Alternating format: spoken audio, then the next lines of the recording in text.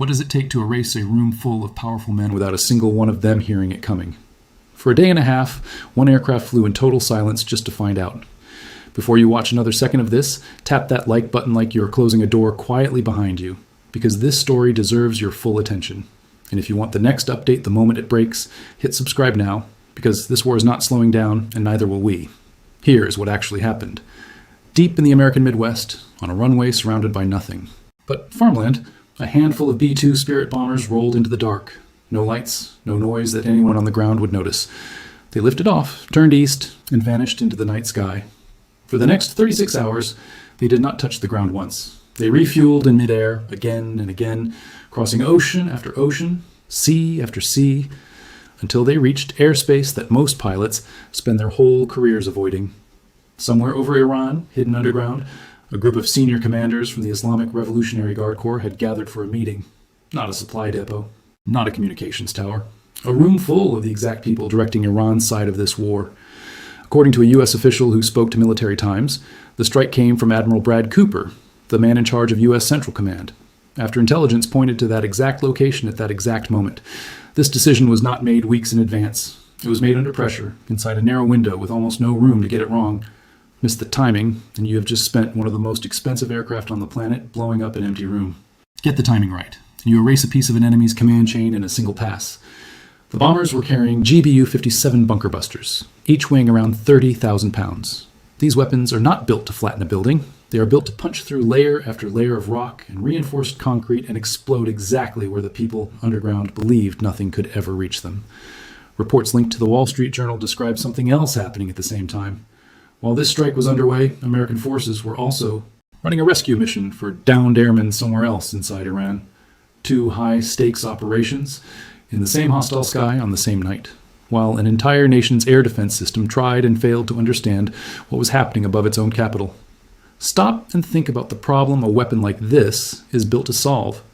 You can dig a bunker far enough beneath a city and start to believe that nothing above ground could ever threaten what happens below it. Thick concrete, packed earth, enough distance from daylight that a normal explosion would feel like nothing more than a passing tremor. A bunker buster exists purely to prove that belief wrong. It does not stop at the surface. It keeps driving downward until it reaches the exact depth where the people hiding there thought they were finally untouchable. Now here's the part worth sitting with. Out of everything the United States has in its arsenal, why does this particular aircraft keep getting called back for missions like this one? The B-2 has no tail. It has none of the vertical fins that almost every other aircraft on Earth relies on. It is shaped like a flying wing, something that looks pulled straight out of a science fiction film, except the design is decades old and remains one of the hardest problems any air defense network on the planet has ever had to solve. Every curve of its body, every seam in its skin, exists for one purpose: scatter radar energy in every direction instead of sending it straight back to whoever is scanning the sky. That is the real secret behind stealth technology. It is not about disappearing completely. It is about taking something the size of a football field and making it register on radar as nothing worth a second look. A regular fighter jet has to fight its way into enemy territory. It needs support planes. It needs someone clearing a path through air defenses ahead of it. The B-2 skips that entire process. It goes in completely alone, in total darkness, over some of the most heavily defended airspace anywhere in the world, and it is already gone before the enemy can even confirm it was ever there. There is a reason this design has never really been copied successfully by anyone else. Building an aircraft that flies is hard enough on its own. Building one that also has to bend and absorb radar energy across its entire surface, while still carrying tens of thousands of pounds of weapons and fuel for a mission lasting more than a full day, is a completely different level of difficulty. Every material on the aircraft's skin has to behave a certain way. Every internal system has to be shielded so it does not leak a signal of its own. Even the engines are buried deep inside the body of the plane, specifically so their heat signature does not give away the aircraft's position to anything scanning the sky from below. None of this happened by accident. Every part of that shape exists because someone solved a problem that most militaries around the world still have not managed to solve, even decades later. It also helps to understand where this aircraft actually came from, because the story behind it is stranger than most people realize. The B-2 was designed during the final stretch of the Cold War, at a time when the biggest fear in Washington was not a hidden meeting in the desert. It was an entire wall of Soviet radar stretching across a continent. Engineers were asked to build something that could fly straight through that wall without ever being noticed. Decades passed. The Cold War ended. And yet the exact same aircraft, built to slip past an empire that no longer exists, is still the tool being reached for whenever a mission like this comes up. That alone tells you something important. Some problems in engineering get solved so thoroughly that the solution keeps working long after the original threat it was built for disappears. And here is something that should really stop you. This was not the first time a B-2 appeared in this war. Not even close. To understand why this particular strike matters this much, you need to go back to where the entire conflict started. On February the 28th, the United States and Israel launched a joint military campaign against Iran. The American portion became known as Epic Fury. Israel called it Side Roaring Lion. Research compiled by the Institute for Counterterrorism describes the stated purpose as eliminating what officials called existential threats coming out of Iran, with heavy focus on missile production, drone capability, and anything connected to a nuclear weapons program. The opening wave of strikes hit government targets directly inside the capital before spreading to other cities across the country. What separated that very first night from anything that had come before it is exactly who those strikes reached. Multiple reports describe how the opening attacks killed Iran's supreme leader, Ayatollah Ali Khamenei, along with several senior officials standing near him. This was a man who had led the country since 1989. Gone on the opening night of a war most people were still trying to understand.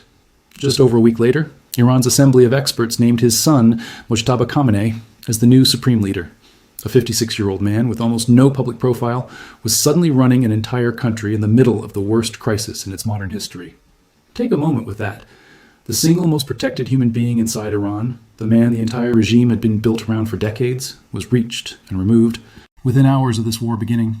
To really understand why that single fact carries so much weight, you need to understand how power actually worked inside Iran before any of this started. The supreme leader was not just a political title. He sat above the elected government, above the military, above almost every major decision the country made. The Islamic Revolutionary Guard Corps answered to him directly, and that loyalty was the glue holding much of the regime's internal structure together. Remove that one man, and you are not just removing a leader. You are removing the anchor point that an entire chain of command was built around. Everyone below him suddenly has to figure out who they answer to, who they can trust, and whether the orders coming down are even legitimate anymore. That kind of confusion does not show up in a headline, but it changes how an entire government operates for months afterward. So when a B-2 bomber flies 36 hours later to strike an underground room full of IRGC commanders, it is not some random escalation. It is a continuation of the exact same message. The United States sent on day one. No title protects you. No bunker protects you. No amount of secrecy makes you untouchable.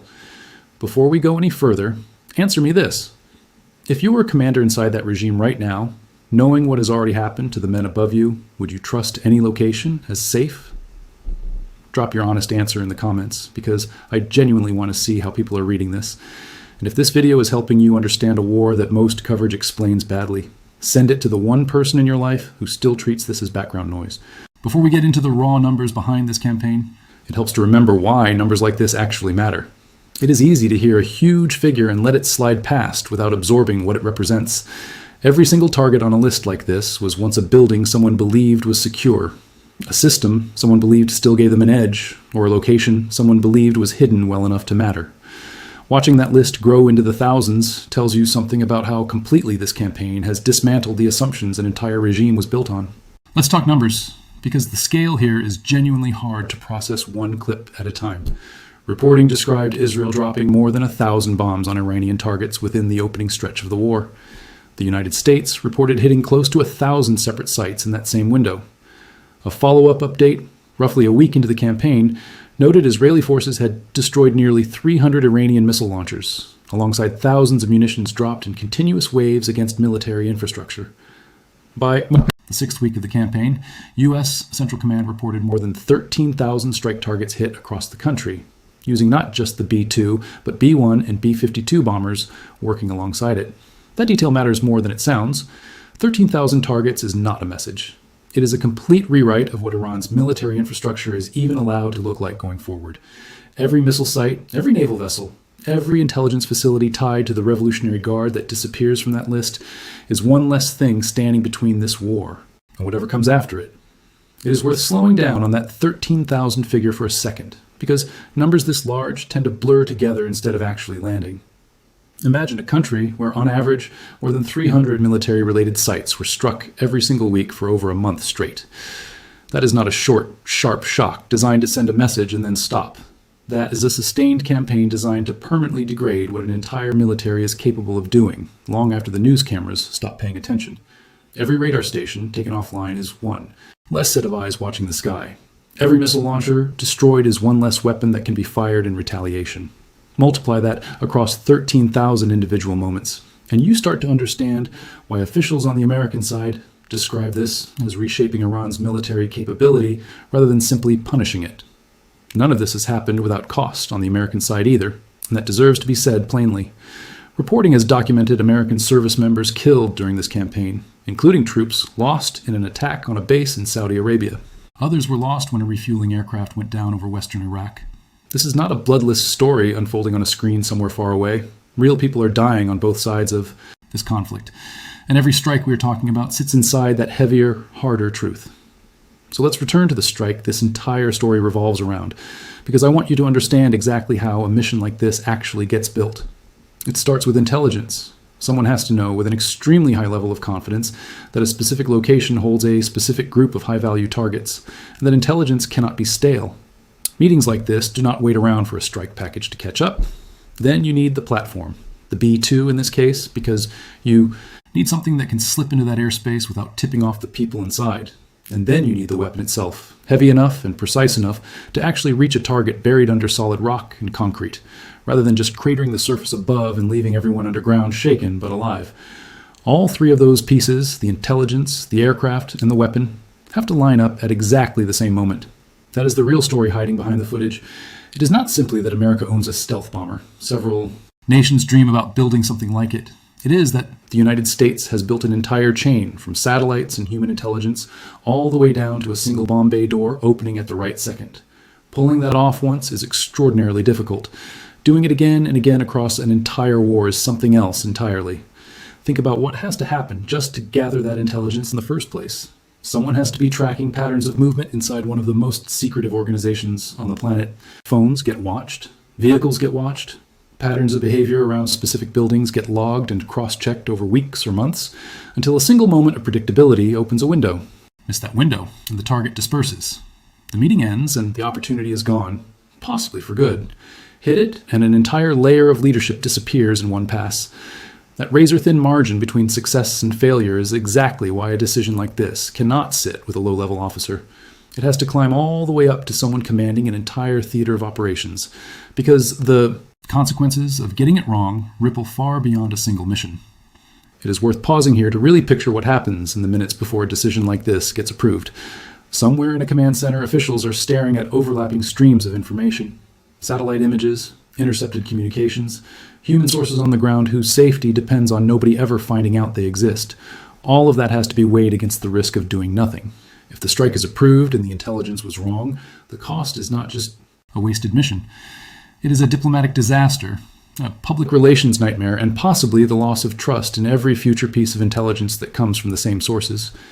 If the strike is not approved and the intelligence was right, an opportunity that took months to build simply evaporates. There is no comfortable option in that room. There is only a judgment call made by people who understand that whichever way they decide, the consequences will be permanent. Once that decision is made, the machine has to move instantly. Aircraft sitting quietly on a runway in the middle of the United States have to be fueled and airborne within hours. Refueling tankers have to be positioned along a flight path stretching across multiple time zones. Every link in that chain has a narrow margin for error, and every single link has to work perfectly. When people talk about American air power, they usually picture the aircraft itself, but the aircraft is genuinely the easiest part of this entire equation. The infrastructure standing behind it is what actually makes a strike like this possible in the first place. Now think about what that does to the psychology of anyone still standing inside Iran's command structure. You cannot hold long meetings in the same location twice. You cannot trust that any bunker, no matter how deep, is actually safe anymore. You have to assume your communications are being tracked and that your most guarded physical locations are within reach. That kind of pressure does not just cost lives the moment a bomb lands. It costs functionality every single day. Leadership that is constantly afraid of being found makes slower decisions and trusts fewer people around them. If this breakdown is actually helping you make sense of something confusing, do me a quick favor. Drop a comment telling me one thing you learned in the last few minutes. It genuinely tells me what people still need explained clearly instead of buried under noise. Let's talk about why Iran's own air defenses have struggled. so badly against this particular aircraft. The country relies on systems like the S-300 and its own domestically built Bavara 373 network, but the B-2's shape and radar-absorbing skin dramatically shrink the distance at which those systems can even build a track. Even if an operator catches a flicker on a screen, that is a world away from a confident lock good enough to fire a missile. Wait too long trying to confirm what you're seeing, and the aircraft has already released its payload and turned for home. And that is before you factor in how rarely the United States sends a B-2 in completely alone. Electronic warfare, aircraft jam enemy radar, while decoy systems create false tracks on enemy screens. Standoff weapons take out air defense nodes before the bomber ever gets close enough to matter. So even in the rare moment an Iranian radar operator picks something up, they're staring at a jammed, deceptive picture that tells them almost nothing useful. There is a human side to all of this that is easy to forget when you're only looking at a headline. Every one of these missions involves real air crews sitting inside a cockpit for over 30 hours at a stretch, flying through some of the most hostile airspace on the planet with almost no margin for error. Earlier reporting described crews recalling the explosion from their strikes as the brightest they had ever witnessed. That detail says a lot about how close these crews are to the reality of what they are doing, even from miles above the target.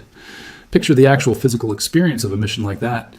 Hour after hour in a cramped cockpit, cycling through checklists, watching fuel numbers, trading brief words with a refueling tanker crew somewhere above an ocean in the middle of the night. There is no crowd cheering them on. There is no music playing in the background, the way it might in a film. There is just quiet, tense concentration, stretched across more than a full day, followed by a few seconds over the target that make every single one of those hours worth it or not. Then the long flight home begins, just as quiet as the flight out, except now carrying the weight of knowing exactly what happened underneath them. Now let's talk about the base this all flies out of, because it deserves more attention than it usually gets. Whiteman Air Force Base in Missouri is not just another runway.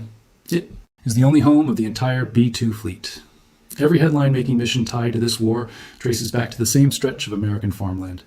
Local reporting has noted that lawmakers have been directing fresh investment into that base recently, which is a clear sign that Congress understands exactly how much weight Whiteman is currently carrying. Picture what that actually looks like on the ground. A quiet stretch of the American Midwest, farmland in every direction, and from underneath that same quiet landscape, some of the most consequential military decisions on the planet have taken flight. There is something almost strange about that contrast. A war reshaping the leadership of a nation on the other side of the world is launched from a runway surrounded by cornfields. That distance is exactly the point. American air power no longer needs to sit close to a fight to decide its outcome. Let's rewind again for a moment, because there is an earlier chapter in this story that puts everything else into perspective. Before this most recent strike, B-2 bombers flew a mission that became known as Operation Midnight Hammer, 7 Spiritu. Bombers covered more than 7,000 miles round trip to strike Iran's nuclear sites directly. More than 120 additional aircraft supported that mission, including fighter escorts and refueling tankers. Initial assessments described every targeted site as suffering extremely severe damage in that single pass. Think about the coordination required to make something like that possible. 7 bombers is the number everyone remembers because 7 is the number that shows up in headlines. But behind those 7 aircraft sat well over 100 additional planes, each doing a job that never makes it into the footage. Some were there purely to refuel the bombers mid-flight, keeping them airborne for a journey stretching across oceans. Others were there to watch the surrounding skies for anything that might threaten the formation. Some were there simply to listen, gathering signals and confirming the operation was unfolding as planned. When you understand everything happening around those bombers, the mission looks like a fully synchronized machine rather than a single dramatic flight. That earlier operation targeted infrastructure. Concrete, centrifuges, machinery. This most recent strike targeted specific, not identified, high-value individuals who believed they were untouchable. Line those 2 moments up, and you can see exactly where this war has been heading the entire time. It started by proving American bombers could reach the physical backbone of the nuclear program. It has now moved to proving they can reach the human beings actually running the war effort. There is also a financial side to this campaign that rarely gets the attention it deserves. Reporting on the broader cost has pointed to a Pentagon estimate climbing well into the tens of billions of dollars.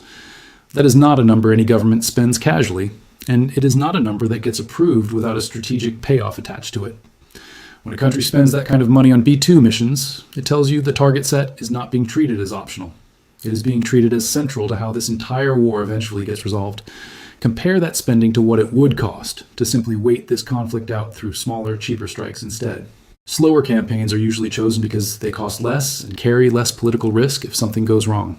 Choosing the expensive, high-risk option again and again tells you that whoever is making these decisions believes speed and precision are worth far more than caution right now. That is not a small strategic detail. It is a signal about how urgently the people running this war believe these particular targets need to disappear. There is another layer to this worth real attention, and that is the speed from decision to execution. Not that long ago, a strike against a target, this specific and buried this deep, would have taken weeks of planning. Reconnaissance flights and careful staging of aircraft would have been required before a single weapon was ever released. What this campaign has shown is that the gap between spotting an opportunity and acting on it has collapsed. Intelligence flows faster. Aircraft sit ready on shorter notice. Command decisions move through fewer layers. That compression of time is a fundamental change in how vulnerable any hidden meeting can be anywhere in the world.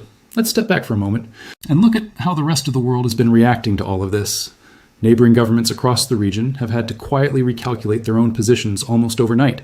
Oil markets have swung on every major headline because Iran sits on some of the most important shipping routes on the planet. Diplomats in capitals far from Tehran have spent months trying to find language that acknowledges the scale of the conflict without making it worse. Insurance costs for cargo ships passing anywhere near the region have climbed. Airlines have quietly rerouted flights away from stretches of airspace they once used every single day. None of these changes make headlines on their own, but together they show how far this conflict's shockwaves have traveled beyond the two countries actually fighting it. Wars like this rarely stay isolated. They pull in economies and public opinion from everywhere, whether those countries wanted to be involved or not. There's also a quieter story unfolding among countries that are not directly part of this war at all. Governments that have spent years building their own underground facilities, whether for weapons programs, command bunkers, or simply protected leadership shelters, are almost certainly watching this campaign with real unease. If depth and secrecy no longer guarantee protection against a determined enough adversary, then billions of dollars in buried infrastructure around the world just became a much less certain investment. Military planners in more than one capital are likely rewriting internal assumptions right now, based purely on what a handful of B-2 missions over Iran have just proven is possible. Inside Iran itself, the picture looks even more complicated. A government that spent decades building its identity as untouchable has now watched its leadership get reached repeatedly in ways it never imagined possible. State media has continued projecting confidence in public, but actions tend to speak louder than statements. Officials are moving locations more often. Communications are being routed through more cautious channels. The new supreme leader has barely appeared in public, which points toward a leadership structure that fully understands its own exposure. If you have made it this far, you clearly care about understanding this conflict properly and not just watching clips without context. So here's a small favor. Turn on notifications for this channel right now, because this war is nowhere near finished, and I will be breaking down every major development the moment it happens. So where does all of this leave things right now?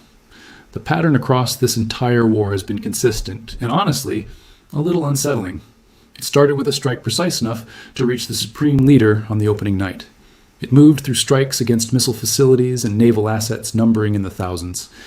And it has arrived at a point where an underground meeting of senior commanders can be erased in a single pass.